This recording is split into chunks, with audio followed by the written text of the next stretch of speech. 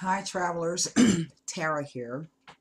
And first of all, this first half of this video is to let you guys know that I am okay. Um, I want to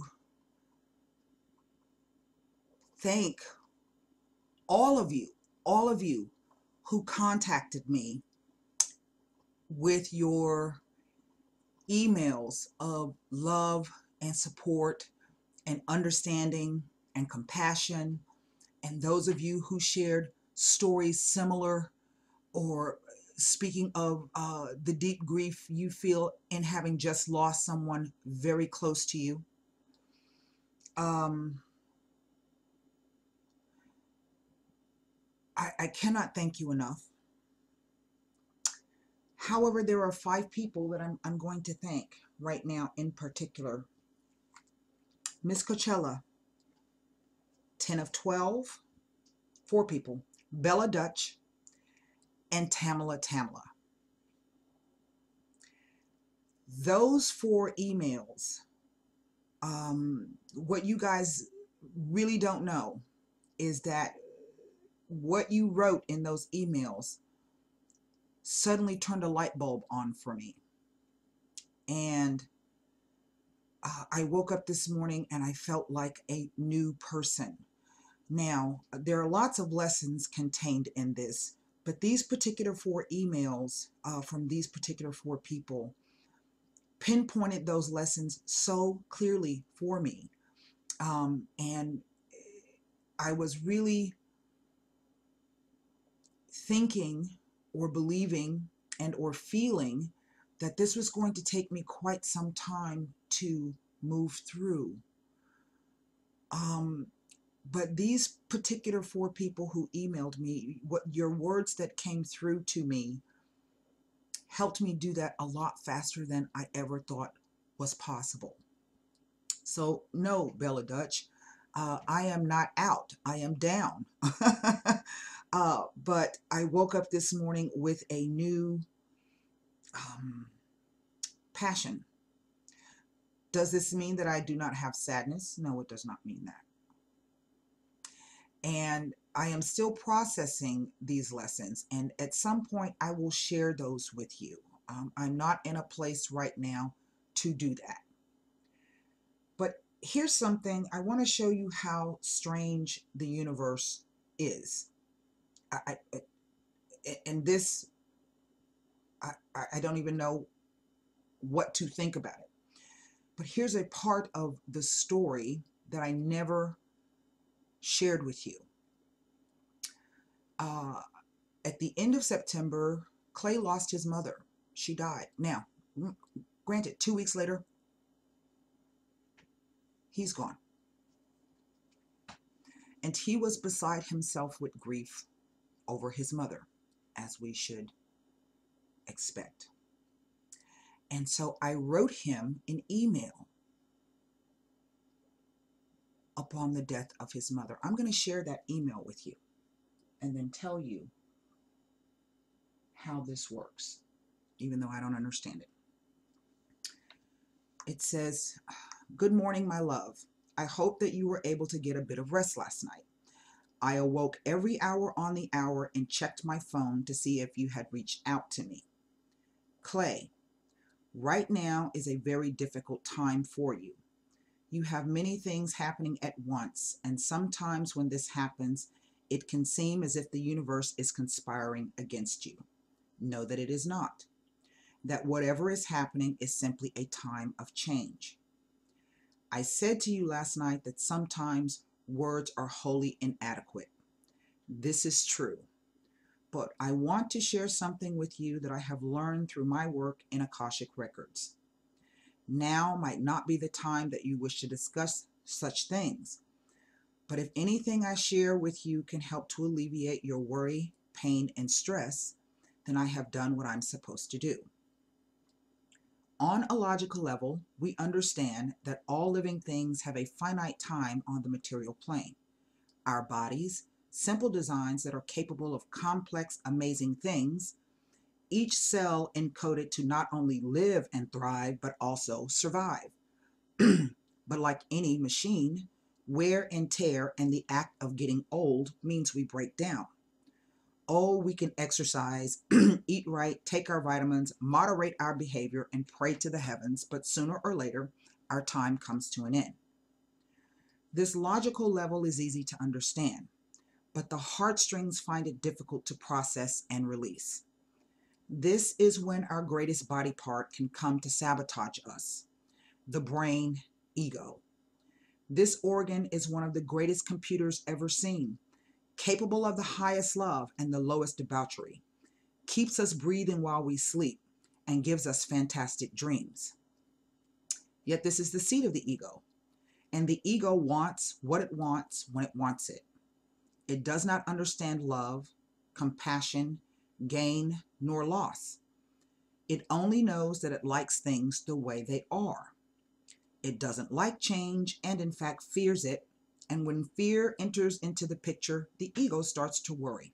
It creates worst case scenarios and causes panic and anxiety. The spirit resides in the heart. And this is why when we experience a loss, the pain is so great. You and your entire family have been together here on this plane before.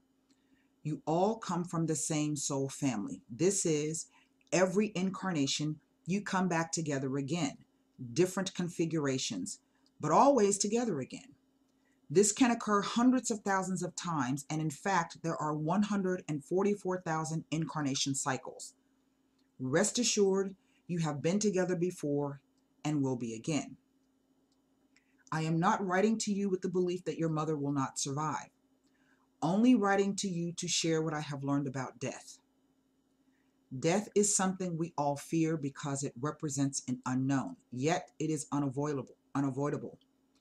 Many people never speak of death, and it is looked upon as the greatest taboo.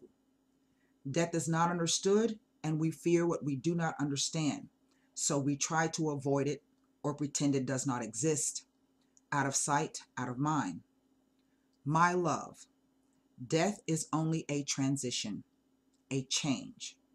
The vehicle that was once our body can no longer serve us well, and it is the essence of the individual that is freed from all the earthly confusion and pain that living on this plane comes with. If you believe in the principle that energy is never created nor destroyed, then know that this transition is not the end, and in fact is simply a new journey. When our loved ones become seriously ill, we are all faced with the hard, cold fact of our own mortality. There is no gray area, but it comes into stark black and white relief. We want more time.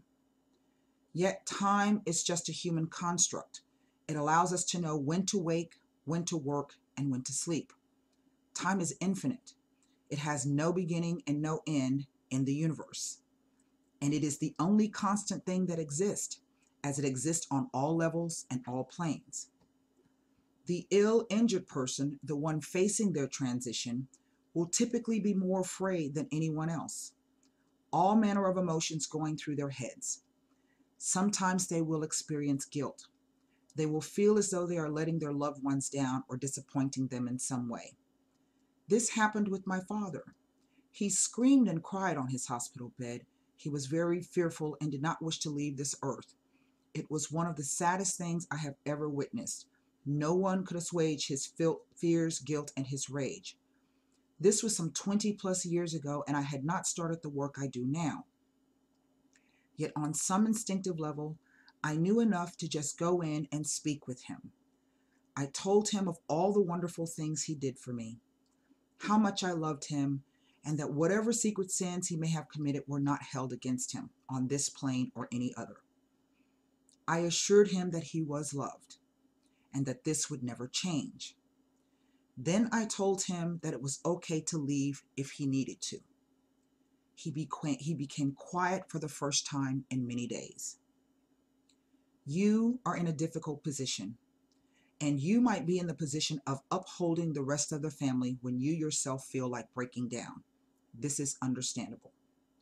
We hope and pray for the best, but everything that we feel makes us fear the worst. And usually this prevents the open, honest discussion of what is really happening within the family. Try to do your best, my love. This is all you can do and no more. Speak with your mom, even if she is sleeping. Tell her how you feel, but also assure her best you can that everyone will be okay, to the best of their ability, should she decide to leave. My love, this is a test.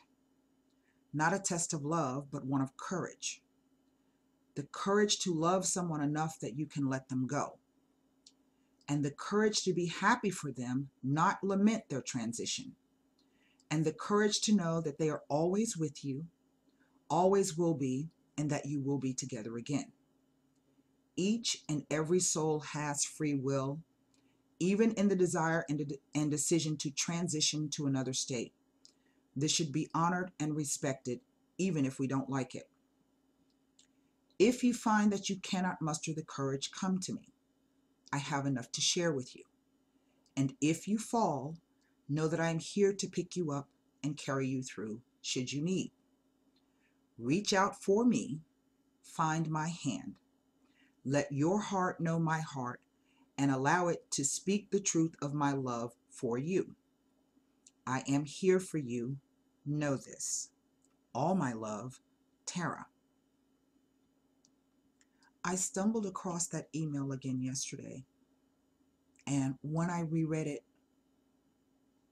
it was written to myself.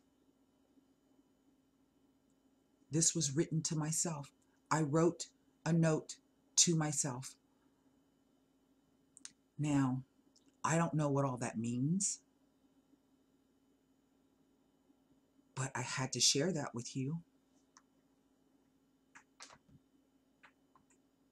I don't know if you remember my saying, it's just so strange. I can't explain it.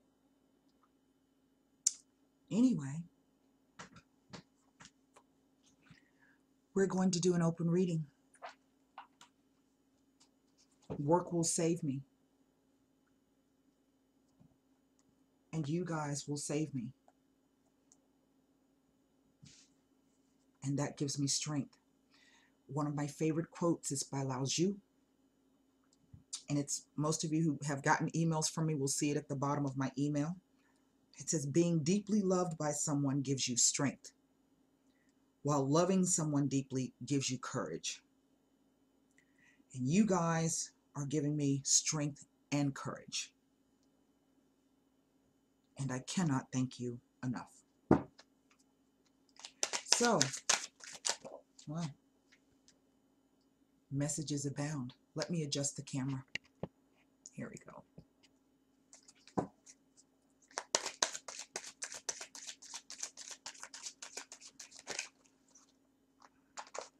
These are a new deck, that's why they're so slickery.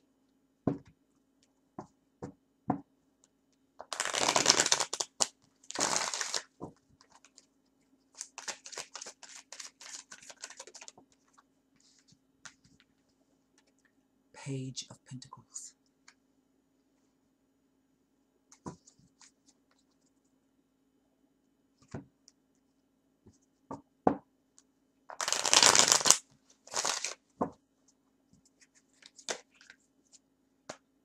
Eight of Cups. Four of Swords. Six of Cups. Three of Wands. The Hierophant. The Six of Pentacles. And the Six of Swords. This is 3 sixes. The Six of Cups, the Six of Coins, and the Six of Swords. Let's see what's under the deck. Here is the Four of Wands. Automatically off the bat, 2 messages.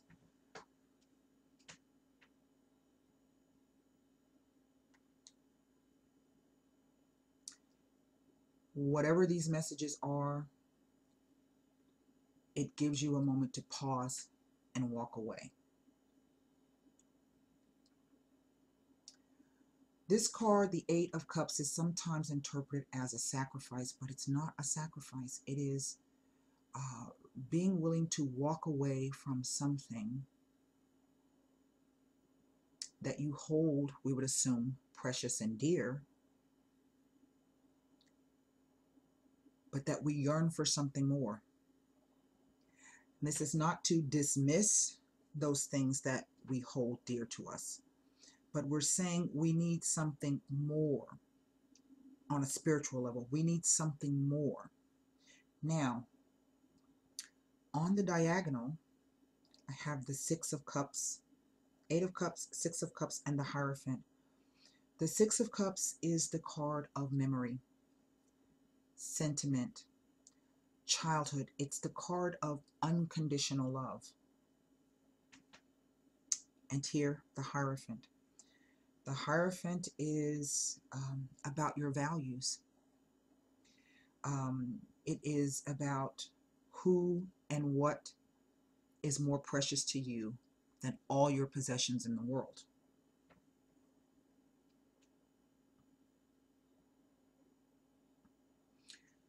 The message comes about this unconditional love, and we see someone, you know what's so interesting to me is that everybody in this future vertical column has their back to me.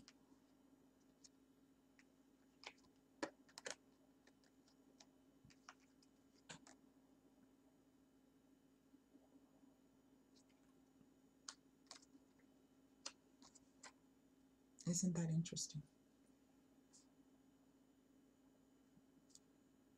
Isn't that interesting? The Six of Swords is also a card of transition or retreat, moving away from something. And we see someone moving away, I don't know, from perhaps their value system or what they feel is the right thing to do, or that they feel maybe they've been giving more than they have been receiving. There is something about this that's in the balance, so to speak. I have Three Swords here. Three Swords, Two Cups, Two Coins, a Wand, and a Major Arcana. Now, the Three Sixes.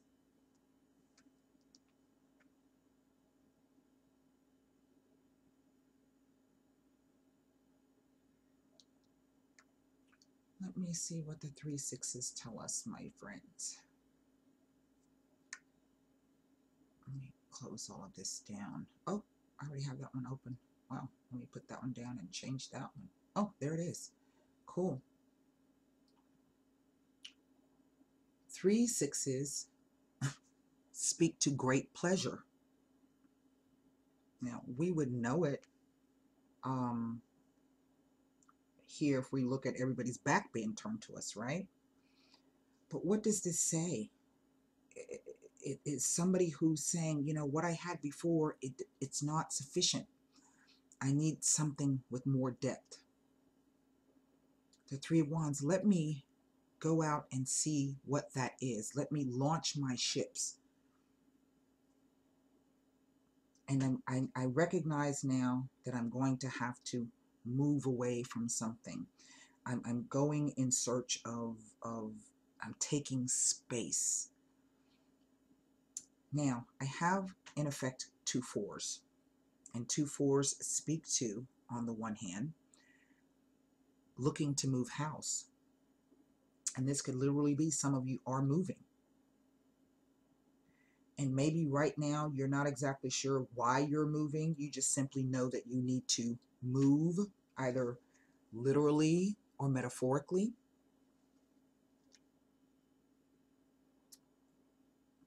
Let me go to the other. Those are the only, I don't have any other repeater numbers, and the 2 pages. So let's go, let me grab my little book open here, and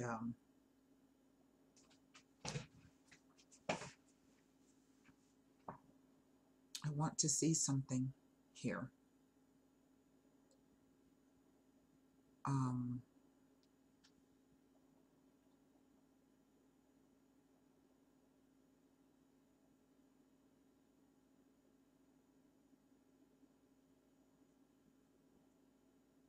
Let me give you the meaning of the 3 sixes.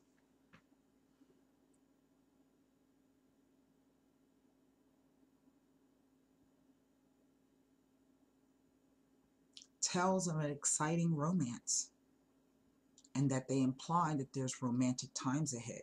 Well, it don't look like it from there. Do it. You're like, what? But the overall energy is a 4, and this is a card of marriage, commitment, shacking up. It is the card of celebration, and it speaks to stability. There is no stagnant energy in this spread. Now, what is this? Let me go back, because I want to go a little bit more in depth with this, if you don't mind.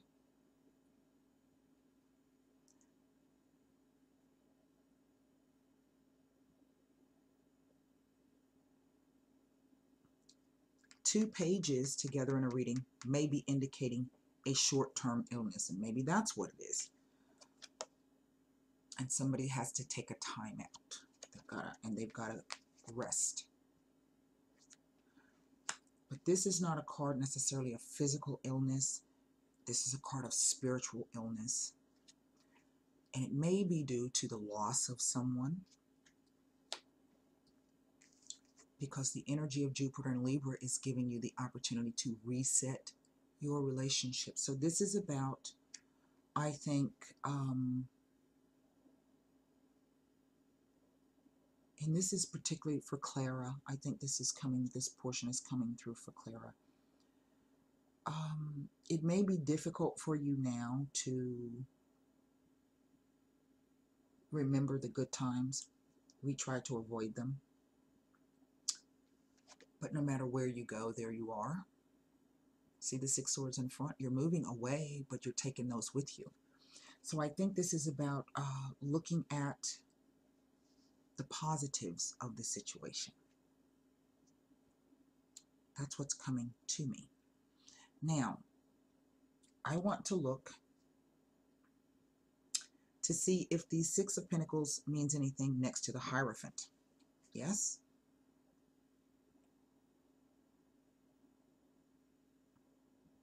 I have got to organize this. Well,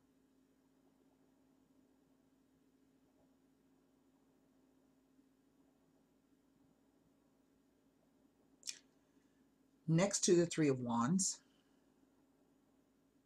it is telling you to shift your focus from your work to your personal life. You may need to find ways to relax and slow down your mind and body. Appearing with the 3 of Wands may be prompting you to check your health and well-being. Some care needs to be taken. Prevention is better than the cure.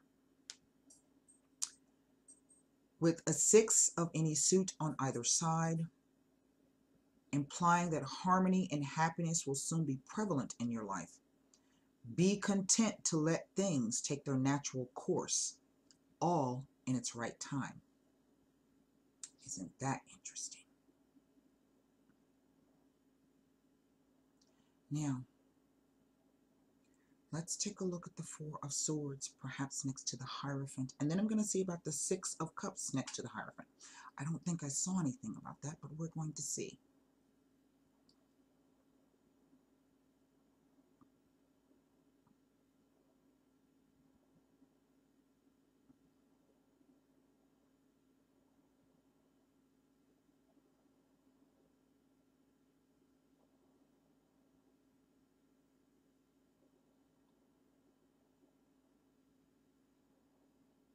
Nothing. Well, let's go to the... See, we have this card touching the 3 of Wands as well, next to the Hierophant. It's in the diagonal and the knighting.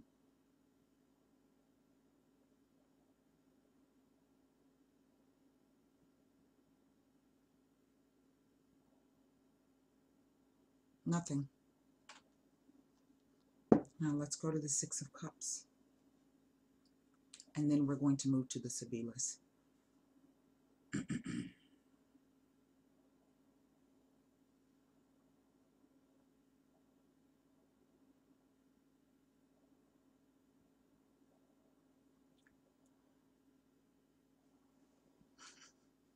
The Six of Cups next to the Hierophant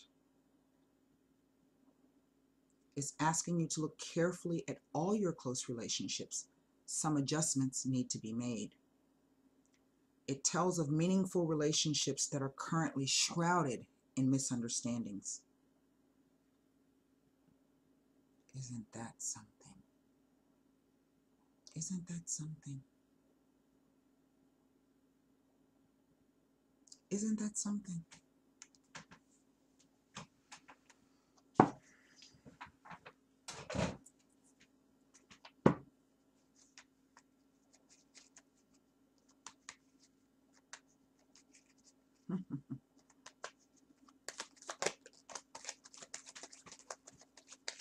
The card that I really want to look at is probably not the card that you would think I would look at.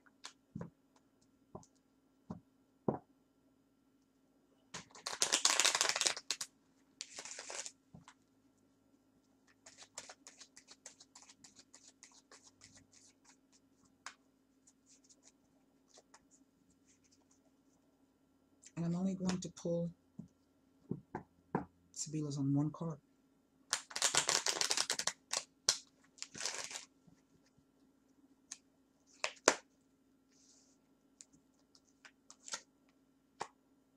The Falsita, the Costanza, and the Mercante.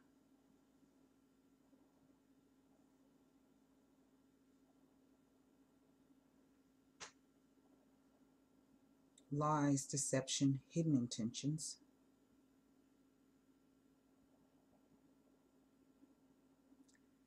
The permanence of it.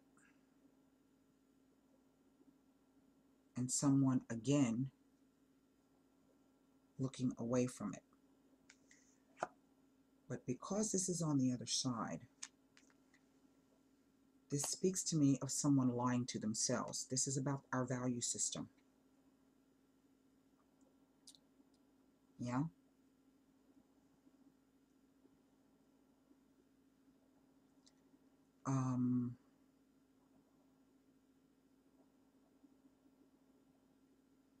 This hangs in the balance.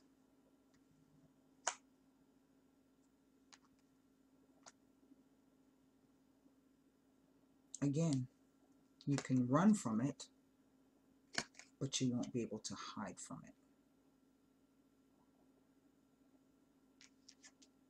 Wherever you are, wherever you go, there you are.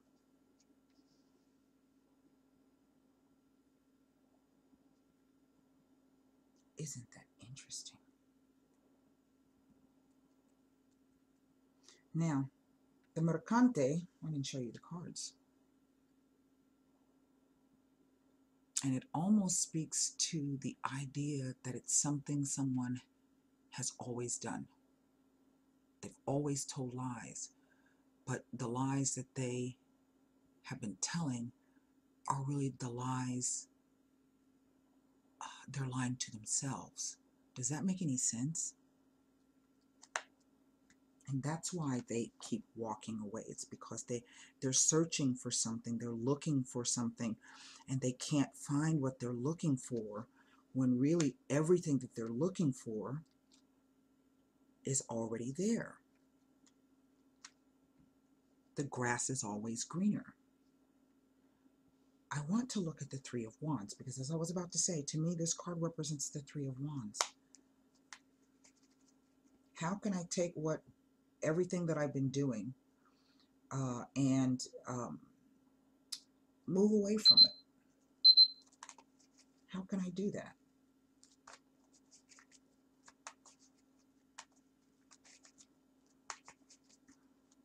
But you can see that even as they try to move away, their thoughts are with them. Now, Let's look at this 3 because it's like a double 3 of Wands for me.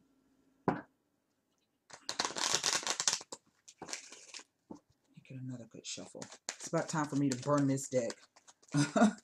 And it'll be time for me. I have one fresh deck that I haven't opened. So when I purchase these, I usually buy them 2 or 3 decks at a time because they're difficult to come by.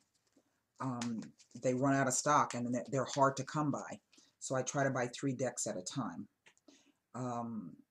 But what I do is I burn my cards. I have a grill out back and I just burn them. I try to transmute the energy back to from whence it came.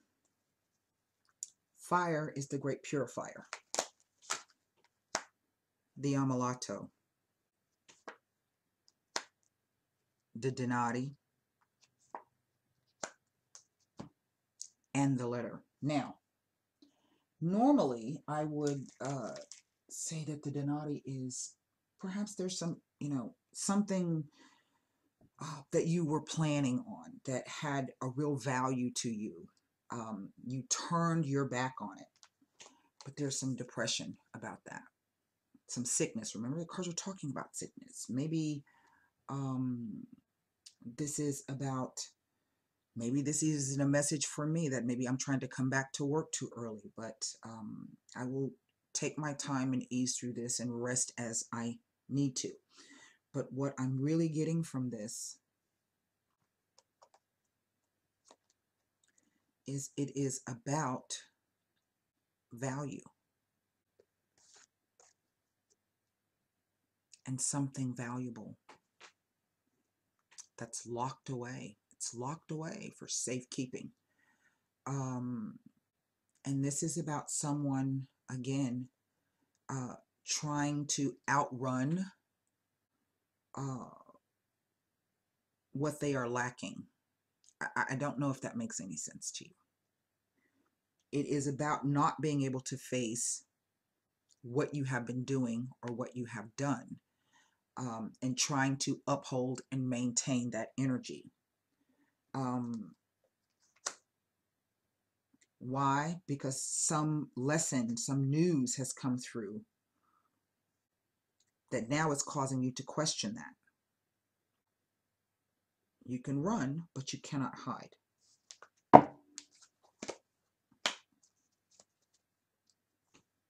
You can run, but you cannot hide. The sun illuminates things. Okay, it illuminates things. That's what the sun does. It shines a light, and everything can be seen in crystal clear, HD, stereophonic, and that's an old term from way back in the day. So what we're going to do, I don't know what this reading is about. I don't know if this reading is for me. I don't know if this reading is for some of you. The cards are quite, I think, mysterious, at least for me. They are shrouded in some way. It could be because I'm going through what I'm going through, and I'm not really picking up what this is. But, the cards say that there's something shrouded in mystery here. And as I was saying to you, there are more things coming to me. They just have not, I don't think, revealed themselves to me yet. I can't promise you that the next time I do one of these, there's going to be more. The cards just work how they work.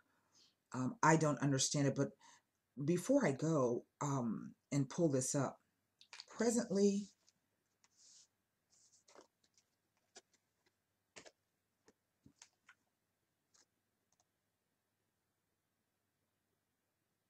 that is a beautiful line.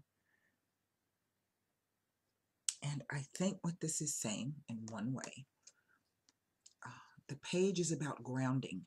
It's an earth energy. It is, and all pages represent some type of communication and or news. Yes. And this is the grounding energy of unconditional love. And how do you balance it or choose to share it? Now,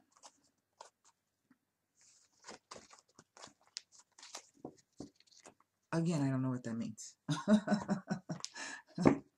I wish I had more for you on that, but I don't. So please formulate your one question for the angel answer cards. And I feel for myself, I brought out the Heart Oracle Tarot. So we will see what that has to say. But formulate one question in your mind. I don't know if this helps you guys out there. I don't know if any of this makes any sense. I mean, really? You're going to trust my judgment? Okay. I don't know. I don't know. I don't know.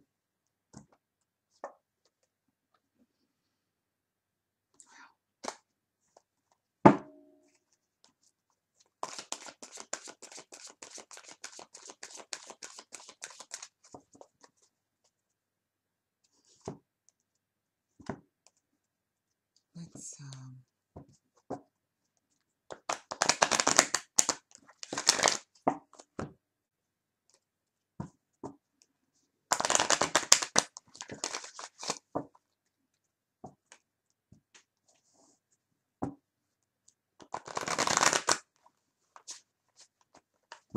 one card.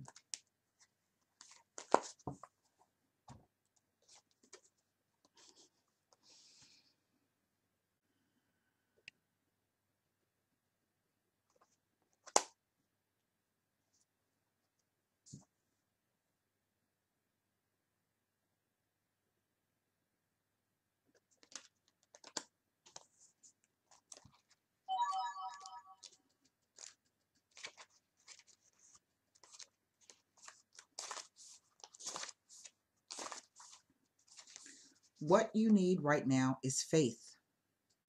You can have what you desire, but you must believe that it can be so. Stay positive and visualize the outcome you're hoping for. Set aside all negativity or pessimism in favor of a sunny outlook. The law of attraction brings to us what we expect to receive. If our perception is that we deserve great things, then we will attract happiness. If we fall into doubt and don't believe in our own self-worth, then our experiences will match that energy. Believe in yourself and your cherished dreams.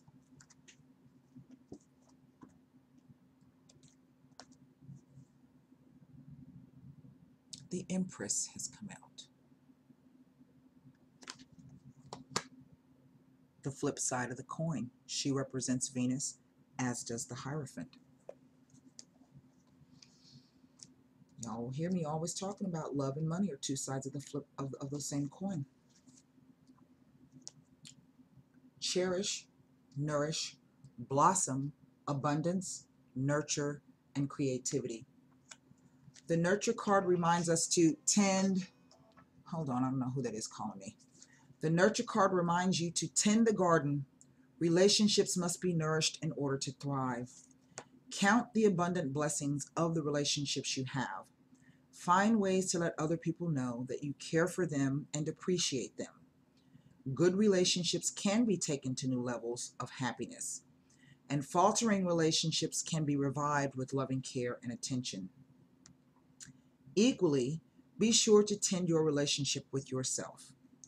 Nurture your soul by giving yourself the grace to be who you really are and love yourself for it. Take a few moments every day to connect with the divine.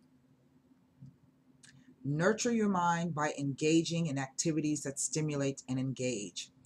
Use your creativity some way in every day, as everyone has the ability to be creative, whether you write, paint, cook, sew, sing, or dance. Take care of your body by maintaining your good health or by making it healthy. Relax in a bubble bath. Enjoy a relaxing cup of tea or take a long walk. Connecting with nature will soothe and nourish all aspects of yourself. And that could be what that Page of Pentacles, because sometimes that could be a message for you in the natural world. Remember that nurturing yourself also raises your vibration and sends a signal of love into the universe. If you desire it, that signal will be a beacon that will bring a new and loving relationship to you. The affirmation is, I shower all my relationships with loving attention and watch them blossom. I hope those messages helped you. They kind of helped me in some way, shape, or form. And so I will take a break, a little rest, and then I'm going to get back on uploading the individual monthlies to the website. So until next time, again, you guys, thank you so much. I am so humbled. Namaste.